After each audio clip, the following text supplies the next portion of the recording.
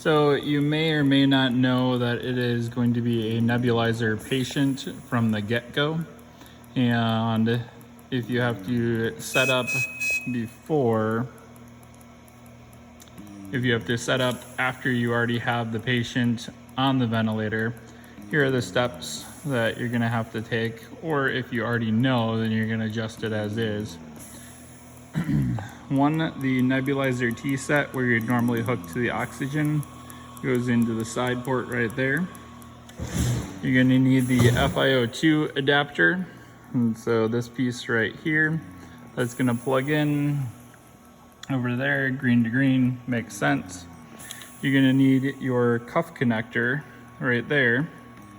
You're gonna need your extension tubing right here, and that comes in the vent circuit setup. Always save those and keep spares in the CC bag or by the other CC equipment because you never know when you're gonna need them.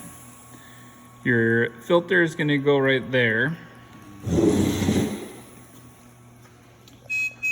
Coming over, your T-set is gonna hook directly onto the inhalation right before the Y, and that will fit as such. Notice we do not have a filter because the nebulizer medication needs to get into the patient. However, preventing the nebulizer medication from going back, you're gonna need to put a filter before the Y trap.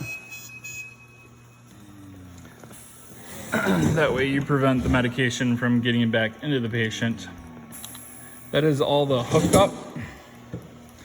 Now if we look at our vent settings, you are going to have to go to flow trigger, and you notice the pressure trigger, the bias flow, and the leak. You're gonna have to increase the bias flow when you are on a nebulizer. So that will have to be increased. And we can go over to nebulizer, and you can set the duration for however many minutes you want that to flow into over. And you can change it from inspiratory versus continuous. So obviously we'll switch it to the inhalation only. That way it's only delivering medications. With everything hooked up, we are now able to hit start,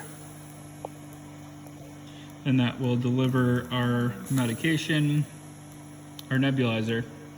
Obviously, you're gonna have to have the nebulizer gravity downward like you would always do it on a normal patient, otherwise it's not gonna get into the patient.